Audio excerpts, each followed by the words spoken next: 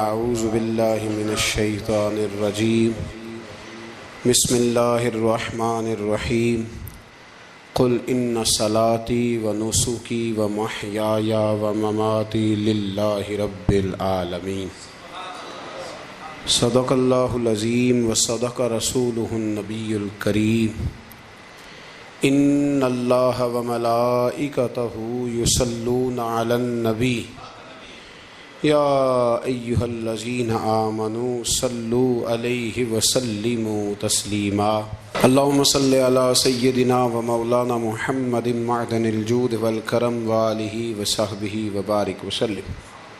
حمد و صلاۃ کے بعد اللہ تبارک و تعالی ہم سب کا خالق و مالک ہے۔ ہمارے پاس اس قدر بے شمار نعمتیں ہیں کہ رب خود فرماتا ہے کہ تم گننا چاہو تو تم گن نہیں سکتے، اور زیادہ تر نعمتیں وہ ہیں جو اللہ نے ہمیں بغیر مانگے عطا فرمائی ہیں، بغیر ہماری خواہش کے، بغیر ہماری طلب کے، بغیر ہماری دعا کے رب کریم نے اپنے فضل سے عطا فرما دی۔ نعمتوں کے ادا کرنے کے بعد شکر کا حکم ضرور دیا گیا ہے، لیکن کوئی اتنا سخت طریقہ اس کا وضع نہیں کیا گیا کہ اب سارا دن کوئی شخص مسجد میں بیٹھا رہے تو شکر ادا ہوگا۔ اب اس کو یہ نہیں کہا گیا کہ تمہیں آنکھیں دی ہیں تو 2000 نفل پڑھو ایک آنکھ کے لیے، نہ یہ فرمایا گیا ہے کہ تمہیں اب زبان دی ہے تو تم اس طرح کرو، پہلے اس کے لیے 20,000 نوافل ادا کرو، 100 قرآن مجید ختم کرو۔ ایسی کوئی بات نہیں ہے، بلکہ اللہ تبارک و تعالیٰ نے شکر کا حکم دیا، اور جو چیز زیادہ اہم ہے، جو زیادہ توجہ طلب ہے، جو چیز زیادہ سمجھنے والی ہے، وہ یہ ہے کہ مالک نے سارا کچھ دے کے جو مطالبہ کیا ہے وہ یہ ہے کہ تم نے اب جو نیک عمل کرنا ہے وہ خالص میری رضا کے لیے کرنا ہے۔ قل ان صلاتی و نسکی و محیای و مماتی للہ رب العالمین۔ محبوب فرما دیجیے بے شک میری نماز، میری قربانیاں، میرا دنیا میں رہنا اور میرا دنیا سے پردہ کرنا اس رب کے لیے ہے جو تمام جہانوں کا پالنے والا۔ ہمیں یہ حکم ہے کہ ہم جب بھی کوئی خیر کا کام کریں، جب بھی کوئی اچھا کام کریں، جب بھی کوئی بھلائی کا کام کریں تو اس میں نیت خالص کریں، ارادے خالص کریں۔ انسان کو جو اجر ملے گا نا قیامت کے دن، جو ثواب ملے گا وہ اس کی نیت اور ارادے پر ملے گا۔ امام جلال الدین سیوطی رحمۃ اللہ علیہ سے کسی شخص نے کہا تھا جی ایک حدیث میں نے پڑھا ایک نیکی کا 10 گنا اجر ہے، ایک میں پڑھا 70 گنا، ایک میں 700 گنا ہے، تو اجر ہے کتنا؟ تو آپ فرمانے لگے جتنی نیت اچھی اتنا اجر بھی زیادہ۔ یہ تو ڈیپینڈ کرتا ہے تیرے اوپر۔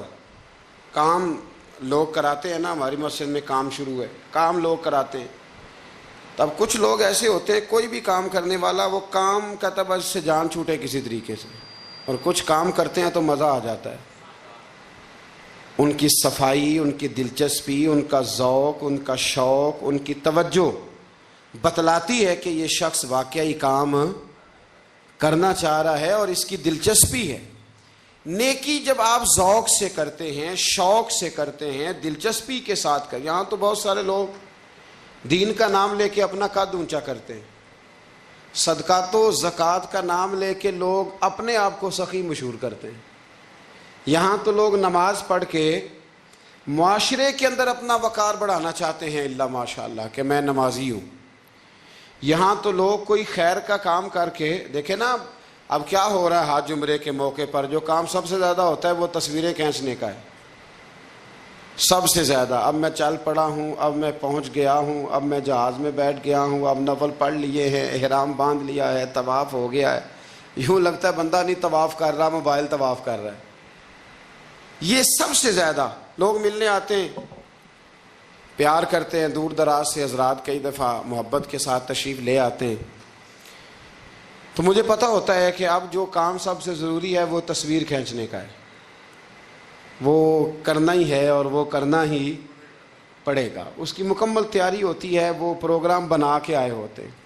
میرے بھائیوں یہ یاد رکھیں کہ کوئی بھی کام جب تک اس میں اللہ تعالیٰ کی رضا شامل نہیں ہوتی. دیکھیں نا، اللہ دلوں کے حال جاننے والا ہے. اگر کوئی شخص کسی قسم کی بددیانتی کرتا ہے، خیانت کرتا ہے، ظلم کرتا ہے، وہ لوگوں سے چھپ کے بھی کرے تو رب کریم کی سزا سے بچ سکتا؟ وہ چھپ کے کرے کیا کر لے گا؟ نبی کریم صلی اللہ علیہ وسلم نے فرمایا رب جب کسی کو رسوا کرنا چاہتا ہے تو 7 پردوں کے پیچھے چھپے بھی کر دیتا ہے، اور جب اللہ کسی کو عزت دینا چاہتا ہے تو پھر کوئی اس سے چھین سکتا؟ یہ میرے مالک کا نظام ہے.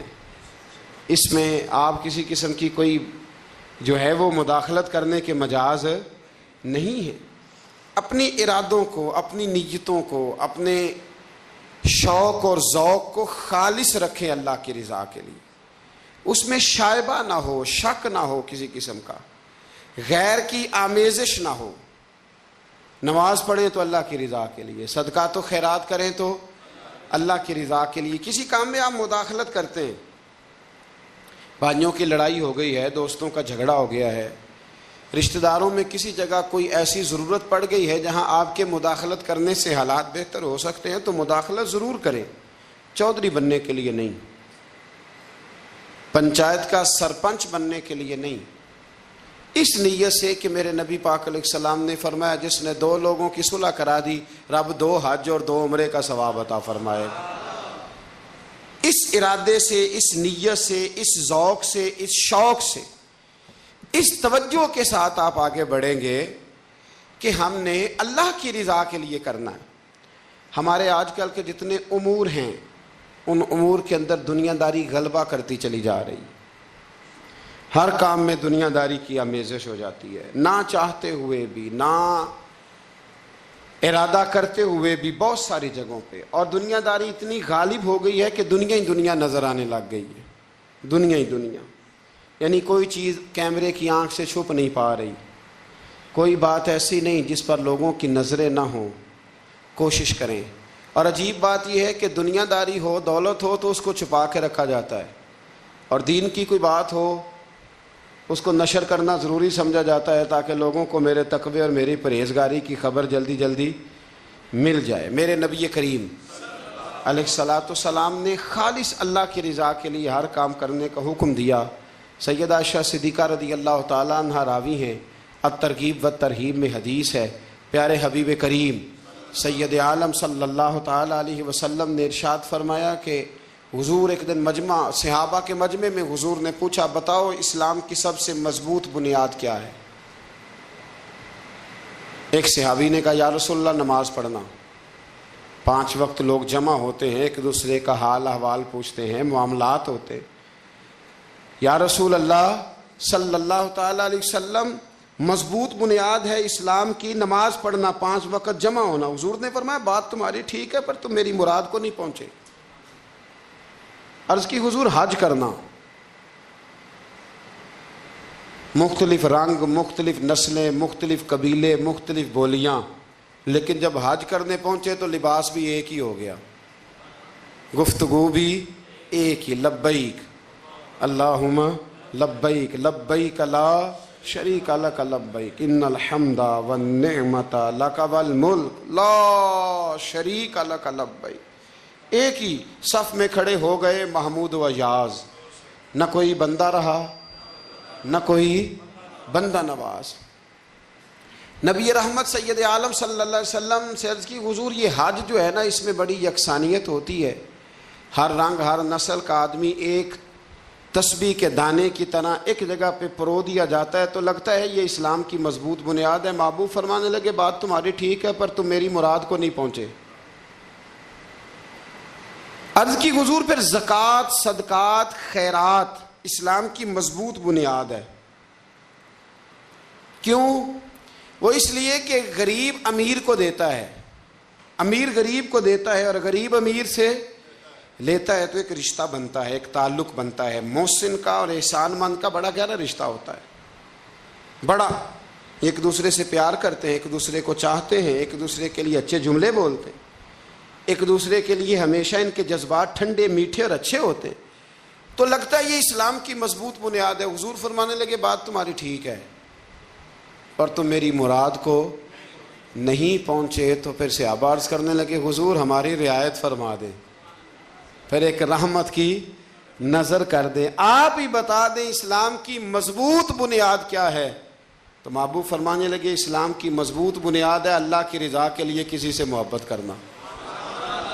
کس کی رضا کے لیے؟ خالص اللہ کی رضا کے، اور اللہ کی رضا کے لیے کسی سے بغض رکھنا، عداوت رکھنا اللہ کی رضا کے لیے، محبت بھی اللہ کے لیے، عداوت بھی، ذاتی دشمنی کوئی نہیں، ذاتی اختلافات کوئی نہیں، ذاتی رنجشیں کوئی نہیں، ذاتی لڑائیاں کوئی نہیں، ذاتی جھگڑا کوئی نہیں، خالص اللہ کی۔ ہمارے ہاں لڑائیاں ذاتی لڑی جاتی ہیں، اس نے مجھے شادی پہ دعوت نہیں دی، اس نے مجھے پروٹوکول نہیں دیا، یہ کہاں پہنچ گیا میں کہاں رہ گیا، ذاتی لڑائیاں لڑی جاتی ہیں، دینی نہیں، مذہبی نہیں، اخلاقی نہیں۔ دیکھیں آپ، چاہیے تو یہ تھا نا کہ شادی کے موقع پر یہ لڑائی نہ ہوتی کہ اس نے مجھے پوچھا کیوں نہیں، لڑائی یہ ہوتی کہ یار تو غیر شرعی کام کوئی نہ کرنا، اللہ رسول کی ناراضگی والا کام کوئی نہ کرنا، اگر تو نے کیا تو میں نے کوئی نہیں آنا، اگر تو یہ حرکت کرے گا تو پھر میرا تیرا معاملہ درست نہ رہ سکے گا۔ یہ لڑائی ہونا چاہیے تھی، نہ کہ یہ لڑائی ہوتی کہ مجھے بلایا کیوں نہیں، پروٹوکول کیوں نہیں دیا، اعزاز کیوں نہیں دیا۔ تو حضور نے فرمایا اسلام کی مضبوط گرہ، اسلام کی مضبوط بنیاد ہے اللہ کی رضا کے لیے محبت کرنا اور اللہ کی رضا کے لیے کسی سے عداوت رکھنا۔ حضرت موسیٰ کلیم اللہ علیہ نبینا علیہ الصلوۃ والسلام پر اللہ کریم نے وحی فرمائی کہ اے موسیٰ، اے میرے کلیم، میرے لیے بھی کوئی کام کیا ہے؟ عرض کی اللہ میں نے نمازیں پڑھی، روزے رکھے، تبلیغ کی۔ فرمایا وہ تو آپ کی ذمہ داریاں تھیں، وہ تو آپ نے اپنے لیے کیا، میرے لیے بھی کچھ کیا ہے؟ رب کریم نے پوچھا موسیٰ میرے لیے بھی کچھ کیا ہے؟ عرض کی اللہ یہ سارا کچھ، فرمایا مالک تیرے لیے کیا۔ کہا یہ تو آپ نے اپنے لیے کیا، آپ کی ذمہ داریوں میں شامل تھا، مالک تیرے لیے کیا ہے؟ فرمایا کسی بندے سے محبت کی ہے کہ یہ اللہ کا بندہ ہے، کسی بندے سے محبت کی ہے کہ یہ اللہ کا بندہ ہے، یا کسی کے ساتھ تمہاری صرف اس لیے ناراضگی ہو کہ یہ اللہ کا نافرمان ہے، اللہ رسول کا دشمن ہے، معاذ اللہ بے ادب ہے۔ میرے بھائی سمجھ لیں اچھی طرح اور اپنے دل کے کونے میں یہ بات بٹھا لیں کہ زندگی میں جو کام کریں وہ اللہ کی رضا کے لیے، چھوٹا سا بھی خیر کا کام۔ میرے رسول کریم علیہ السلام کا جو سب سے پہلا فرمان ہے نا بخاری میں، وہ یہ ہے کہ انما الاعمال بالنیات، تیرے عمل کا دار و مدار تیری نیت پر ہے، تیرے ارادے پر ہے، بنیاد تمہاری نیت ہے۔ بنیاد یہ ہے کہ تمہارا اندر سے اس کام کے لیے ذوق کیا ہے، شوق کیا ہے۔ اگر وہ بنیاد مضبوط ہے تو پھر عمل کی جو آپ چھت ڈالیں گے وہ ساری چھت بھی مضبوط ہے، لیکن اگر ارادے کچے ہیں، کمزور ہیں، سازشیں ہیں، رنجشیں ہیں، اندر معاملات گڑبڑ ہیں، تو پھر کبھی دیواریں مضبوط ہو سکتی۔ نیتیں اچھی کریں، بڑی سادی مثال، بڑی صاف ستھری، مولا کائنات شیر خدا حضرت علی المرتضیٰ کرم اللہ تعالی وجہ الکریم نا، آپ ایک جگہ جنگ لڑنے کے لیے گئے، جہاد ہو رہا ہے۔ عرب کے جو لوگ ہوتے تھے وہ دشمن کو سزا بڑی سخت دیتے تھے، بعض لوگ مطالبہ بھی کرتے ہیں نا سخت سزا کا۔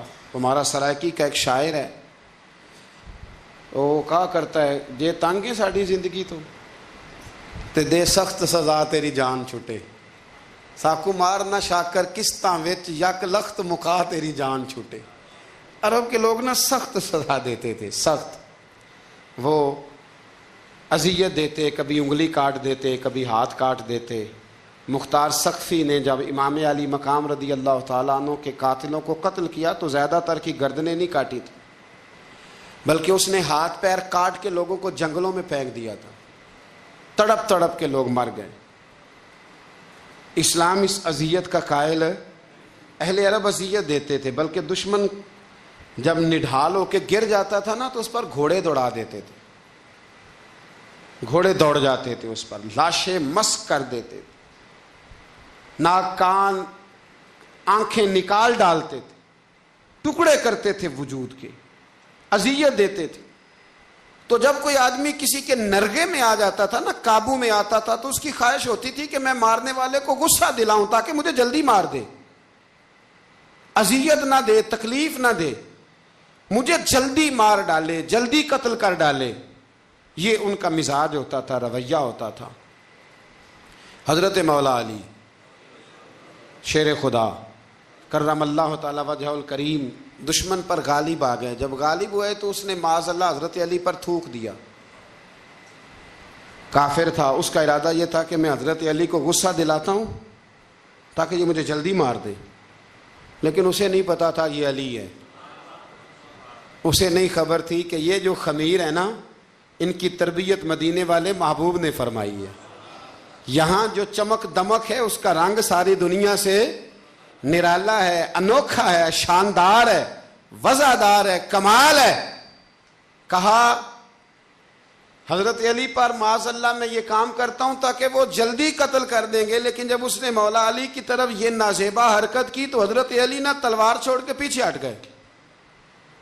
توجہ کرنا، رزلٹ دیکھنا، مولا علی پیچھے ہٹ گئے اور فرمانے لگے جا تو آزاد ہے۔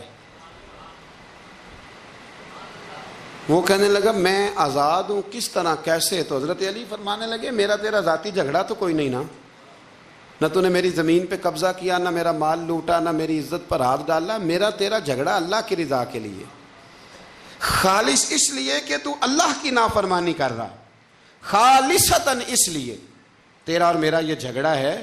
باقی جہاں تک تعلق اس بات کا ہے کہ اب تو نے میری ذات شامل کر دی، اب تو نے مجھے تکلیف دے دی، اب تو نے مجھے اذیت میں مبتلا کر دیا، تو حضرت مولا علی شیر خدا فرمانے لگے اب ذات آ گئی ہے میری بیچ میں، اب میری ذات بیچ میں آ گئی ہے، اب اگر میں تجھے قتل کروں گا تو لگے گا میں نے اپنے ذاتی غصے میں قتل کیا ہے، لہٰذا اب معاملہ یہ ہے کہ میں تجھے آزاد کرتا ہوں، اب تو چھٹی کر سکتا ہے، جا سکتا ہے، دوبارہ کبھی میرے ہاتھ آئے گی تو دیکھی جائے گی۔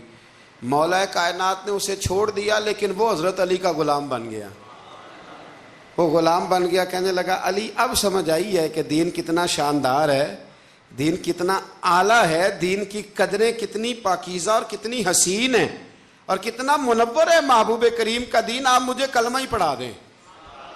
گویا جو بندہ تلوار سے فتح نہ ہو سکا وہ مولا علی کے خلوص سے فتح ہو گیا، حضرت علی کے خلوص سے، للہیت سے، اللہ کے ساتھ جو ان کا رشتہ تھا اس رشتے کی برکت سے وہ آدمی فتح ہو گیا۔ میرے بھائی ہمارے معاملات کے اندر للہیت ختم ہوتی جا رہی ہے، خلوص نہیں رہا، کرامتیں ہیں، کہانیاں ہیں، داستانیں ہیں، الزامات ہیں، جھوٹ ہے، فریب ہے، فراڈ ہے، بڑا کچھ ہے۔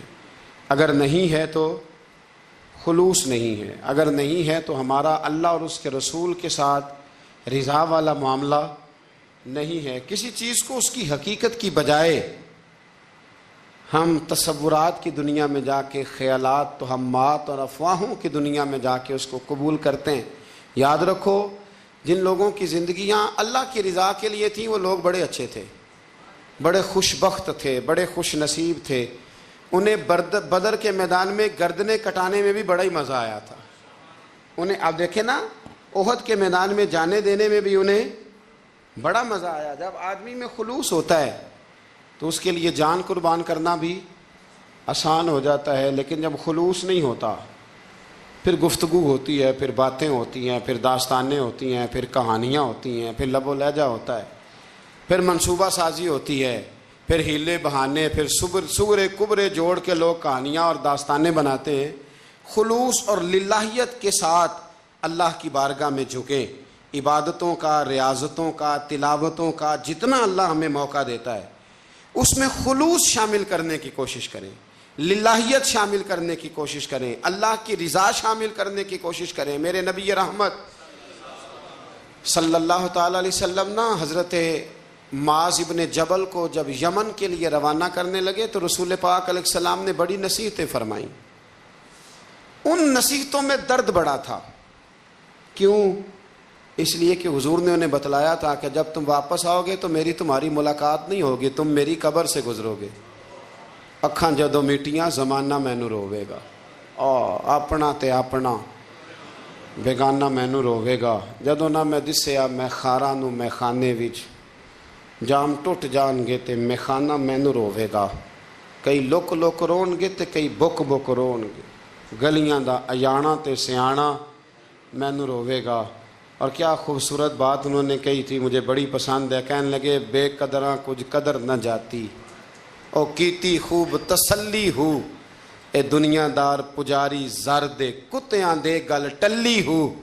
बुक बुक रोशन अखियां तकियो वेख हवेली कल्ली हो। ते कूच नसीर असां जदों कीती, फिर पै जानी थरथली हो। कूच नसीर असां जदों कीती, फिर पै जानी, फिर कमाल हो जाएगी। बाद मरन दे मुखड़ा मेरा हो जावे जे ताज़ा, फिर समझ लेना महबूब मेरे ने आन पढ़े है जनाजा। हज़रत मुआज़ इब्न जबल रज़ी अल्लाह ताला अन्हु से हुजूर ने फरमाया, मुआज़ जब तुम वापस गुजरोगे ना तो मेरी कब्र के पास से गुजरोगे, मुलाकात नहीं होगी।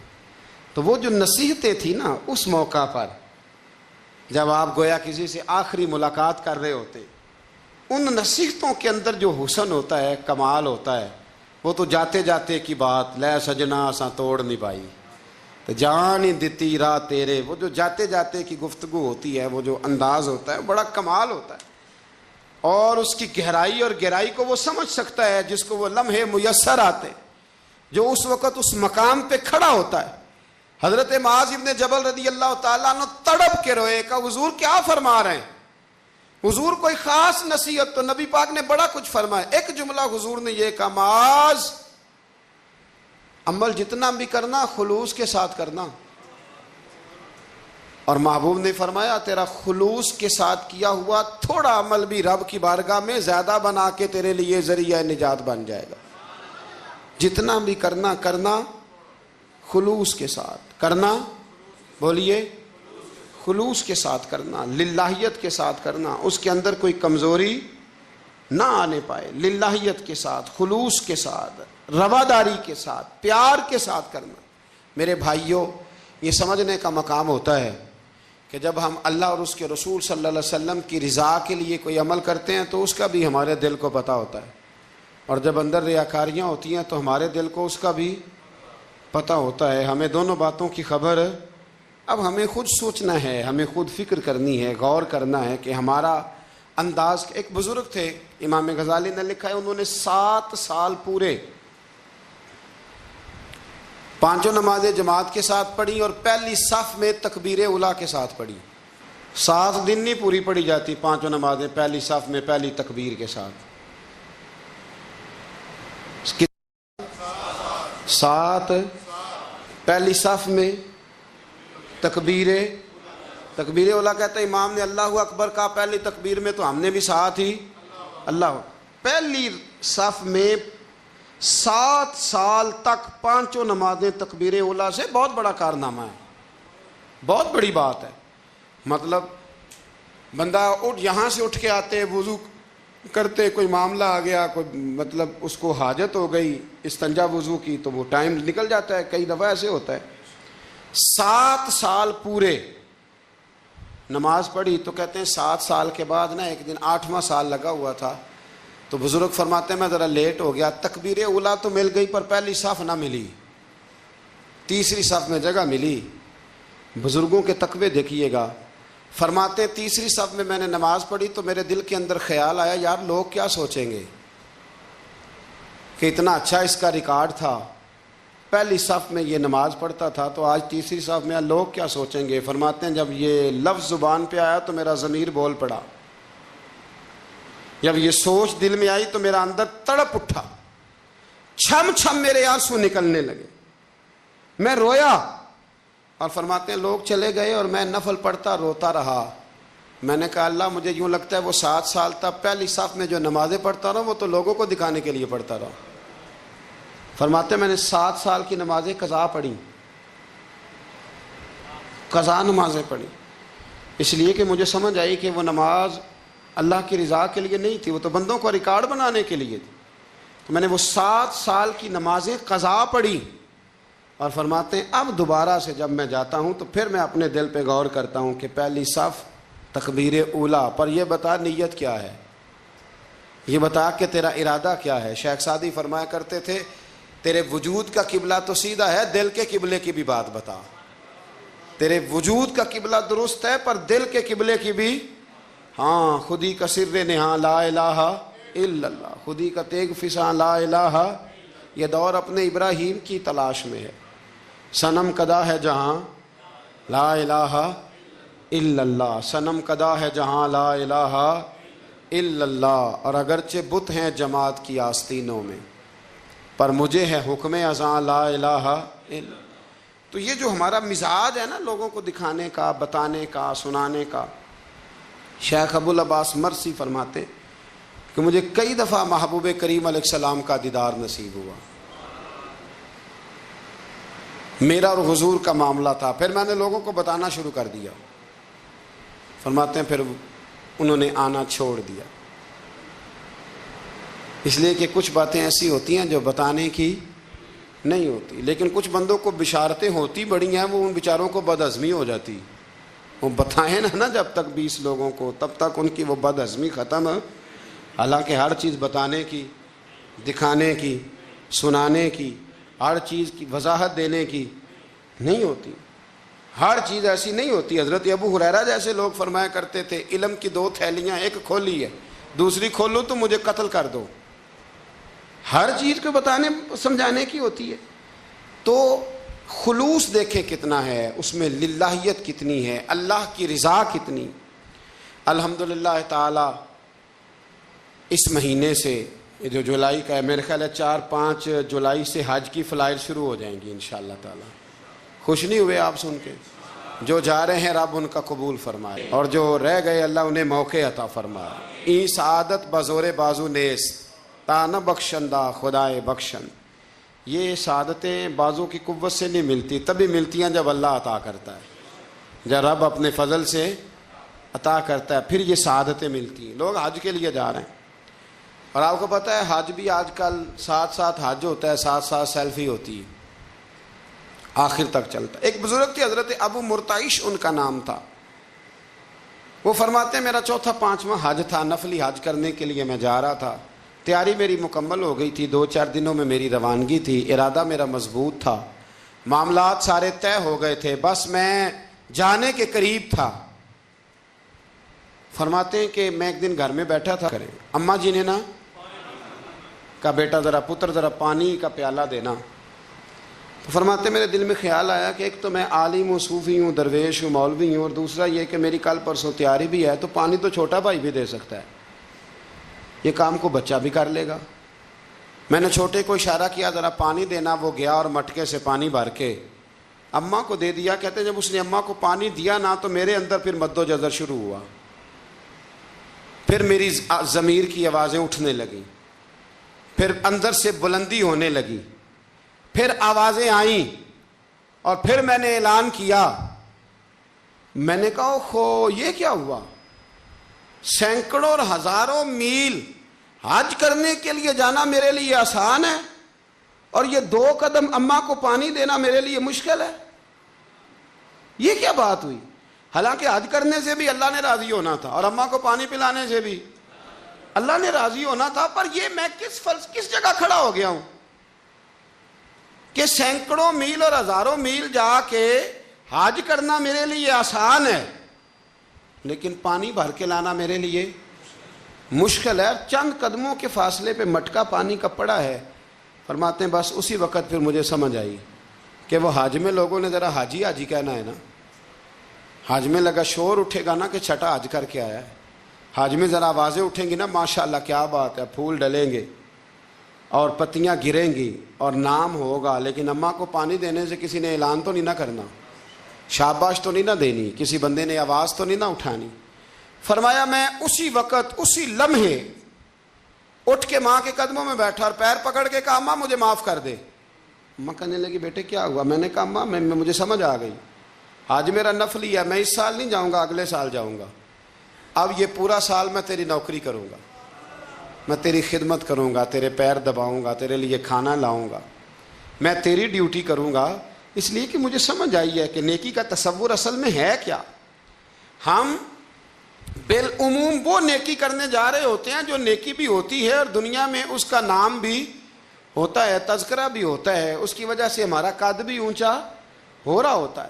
حالانکہ نیکی کا تصور تو بڑا چھوٹا سا ہے. کل معروف صدقہ، مسکرا کے ملنا بھی نیکی، رزق حلال کما کے بچوں کو کھلانا بھی نیکی، گلی سے پتھر اور کانٹا اٹھا دینا بھی نیکی. پر ہمیں تو کوئی لمبی چوڑی نیکی چاہیے، کوئی بڑی نیکی چاہیے. اس لیے بہت سارے ایسے لوگ ہیں جو نیکیاں ان کی پہنچ میں ہوتی ہیں وہ نہیں کرتے. وہ محرم کے ایام میں نا ایک جگہ پہ حاضری کا موقع ملا تو وہاں ایک صاحب کہہ رہے تھے ہم مریں گے، لڑیں گے، جانیں دیں گے، قربانی دیں گے، ہم امام علی مقام کی سنت ادا کریں گے، سارا کچھ کریں گے. تو بعد میں وہ میرے پاس بیٹھے تو میں نے انہیں کہا کہ جب جنگ کا موقع آئے گا تو انشاءاللہ لڑیں گے، جانے بھی دیں گے، پر ابھی آپ یہ کام کریں کہ امام حسین ایک رات میں پورا قرآن پاک پڑھا کرتے تھے، یہ والی سنت امام حسین کی شروع کریں. یہ والی سنت ابھی آپ سٹارٹ، جب وہ موقع آئے گا تو انشاءاللہ وہ کام بھی کریں گے. تو یہ والی سنت آپ سٹارٹ کریں امام صاحب کی. امام صاحب 100 نفل پڑھا کرتے تھے فرض نماز کے علاوہ روزانہ، 100 رکعت نماز نفل. تو آپ یہ والی سنت امام حسین کی شروع کریں نا. تو جب کربلا سجانے کی باری آئے گی تو پھر کربلا بھی سجا لیں گے. لیکن ہم نے یہ والے کام نہیں کرنے، نمازیں 5 پوری نہیں پڑھنی، ہم نے تو صرف کربلا والی سنت ادا کرنی، نعرے لگانے ہیں، وہاں تک پہنچنا ہے. میرے عزیز یاد رکھیں، اللہ کی رضا ہر جگہ پیش نظر ہو. میرے رسول کریم صلی اللہ تعالی علیہ وسلم کی عالی مرتبت خدمت میں ایک جنگ کے موقع پر صحابہ نے عرض کیا تھا کہ یا رسول اللہ صلی اللہ تعالی علیہ وسلم فلاں آدمی بڑی ہمت سے لڑ رہا ہے، جہاد کر رہا ہے، بڑی بات ہے. تو حضور نے فرمایا یہ جہنمی ہے. جہاد کر رہا تھا، توجہ ہے میری بات پر. حضور نے فرمایا یہ جہنمی ہے، یہ دوزخی ہے، یہ بندہ جنتی نہیں. جب سرکار دو عالم صلی اللہ تعالی علیہ وسلم نے یہ بات ارشاد فرمائی تو صحابہ کہتے ہیں ہمیں تجسس ہوا کہ یہ کیا بات ہوئی، اتنی ہمت سے، جوان مردی سے، اتنی وہ دلیری سے لڑ رہا ہے اور حضور نے فرما دیا دوزخی ہے. کیسے دوزخی کیسے؟ تو ایک صحابی کہنے لگے میں اس کا پیچھا کرنے لگا. جب پیچھا کرنے لگا تو اس پر نا کچھ زخم کاری لگ گئے تھے، زخم کہہ رہے تھے. وہ زخموں کو برداشت نہ کر سکا اور ایک مقام ایسا آیا کہ اس نے خود اپنے پیٹ میں خنجر لگا کے، پیوست کر کے، خنجر مار کے یا تلوار مار کے یا نیزہ مار کے اس نے خودکشی کر لی. زخموں کی تاب نہ لا سکا. حضور نے فرمایا تھا کہ یہ جہنمی ہے. تو اس کی وہ جو بات تھی وہ صادق ہو گئی. کہتے میں فوراً بولا، میں نے کہا میرے محبوب جو فرماتے ہیں حق اور سچ ہی فرماتے ہیں، دیکھو کس موت مرا. اب اس پر مفسرین نے لکھا ہے کہ وہ بندہ جو گھر سے نکلا تھا نا تو وہ دین کے لیے لڑنے نہیں نکلا تھا، وہ قومیت کے لیے لڑنے آیا تھا کہ میرا سارا قبیلہ گیا ہے تو مجھے بھی جانا چاہیے، ہماری قوم سے فلانی قوم ٹکرائی ہے تو لہذا ہمیں. اس کی نیت میں، ارادے میں دین، للہیت اور خلوص شامل ہے. اس کی دلیل وہ حدیث ہے جس میں حضور نے فرمایا کہ عالم بھی، سخی بھی اور شہید بھی اس وجہ سے جہنم میں جائیں گے معاذ اللہ کہ ان کی خدمات کی وجہ اللہ کی رضا نہیں تھی، خدمات کی وجہ ذاتی شہرت تھی، بہادری کے دعوے تھے. سخاوت کا سبب یہ تھا کہ لوگ انہیں سخی کہیں. خلوص والا جو عمل ہوتا ہے نا، خلوص والا، وہ تو بڑا تھوڑا بھی ہو تو قبول ہوتا ہے. اس میں بڑی دیکھیں نا، اللہ کی بارگاہ میں مقدار نہیں دیکھی جاتی، معیار دیکھا جاتا ہے. مقدار نہیں دیکھی جاتی، معیار دیکھا جاتا ہے. نبی کریم علیہ السلام نے ایک جنگ کے موقع پہ اعلان کیا کہ ہر بندہ چندے میں حصہ دے، قحط کا زمانہ ہے، بہت زیادہ مال کی ضرورت ہے، ہر آدمی آئے، حصہ ڈالے، آگے بڑھے. جب سرور دو عالم صلی اللہ تعالی علیہ وسلم نے یہ اعلان فرمایا، حضور نے حکم دیا تو بڑا بڑا مال دیا. حضرت عثمان غنی نے کئی 100 اونٹ دیے مال کے بھر کے، حضرت صدیق اکبر نے بھی بڑا دیا، فاروق اعظم نے بھی آدھا مال دیا، حضرت عبد الرحمن ابن عوف جیسے لوگوں نے ہزاروں اور لاکھوں دینار دیے. ایک غریب صحابی تھے، وہ فرماتے میں نے زور سے عصر تک یہودی کے باغ میں مزدوری کی، چند کلو کھجوریں ملی تو لا کے میں نے حضور کی بارگاہ میں نذرانہ پیش کیا. فرماتے میرے دل میں خیال تھا کہ وہ میری اٹی کیا کرے گی، میرا ایک قطرہ کیا کرے گا؟ جہاں لوگوں نے لاکھوں دیے ہیں، ہزاروں دیے ہیں، تو کیا بنے گا؟ لیکن فرماتے ہیں قربان جاؤں، وہ ڈھیر لگا تھا مسجد نبی میں مال کا، میرے نبی نے نا وہ مال اٹھا کے جو میں نے دیا تھا اس کے اوپر بکھیر دیا، اور حضور فرمانے لگے سن بھائی، جتنا ان سب کو اجر ملے گا اتنا اللہ تجھے اکیلے کو عطا فرمائے گا، اتنا تجھے اکیلے کو ملے گا۔ پیچھے دلیل ہے، میرے نبی پاک علیہ الصلوۃ والسلام کے فرمان کے پیچھے دلیل ہے کہ اس میں خلوص بڑا تھا، اس بندے میں للہیت بڑی تھی، اس میں ذوق تھا، شوق تھا، ہمت تھی، اس نے محنت کی تھی، تو خلوص والا تھوڑا عمل بھی زیادہ ہو گیا۔ چھوڑیں ریاکاریاں، چھوڑیں تصنع، کوئی بھی کام کریں تو پہلے دل سے فتویٰ پوچھیں، پہلے اپنے آپ سے پوچھیں کہ یہ جو کام میں کر رہا ہوں، جس طرف میں جا رہا ہوں، یہ بات درست ہے کہ نہیں۔ پھر جب آپ سمجھ لیں کہ بات درست ہے، پھر اس پر اور محنت کریں اور خلوص کا مظاہرہ کریں۔ اب جب نماز کی نیت کے لیے کھڑے ہوں تو پھر ایک دفعہ نیت، یہ جو نیت ہوتی ہے نا نماز کی، اس کا مقصد بھی یہ ہوتا ہے کہ ذرا نا جسم کا قبلہ بھی ٹھیک کر لو اور ارادے کا قبلہ بھی ٹھیک کر لو، ذرا نا درست کر لو اپنے آپ کو۔ نیت المومن خیر من عملہ، مومن کی نیت اس کے عمل سے بھی بہتر ہوتی ہے۔ دعا کرتا ہوں اللہ کی بارگاہ میں اللہ ہمیں اپنی اور اپنے محبوب کی رضا نصیب فرمائے۔ آخر دعوانا ان الحمدللہ رب العالمین۔ کافر اسی پچ ہو گیا، پھر تشبیہ مصلی کی کرنا، اساں ظاہر نو رب منیائے، باطن دا اللہ کی کرنا،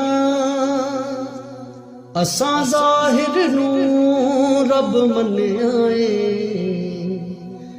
باطن دا اللہ کی کرنا۔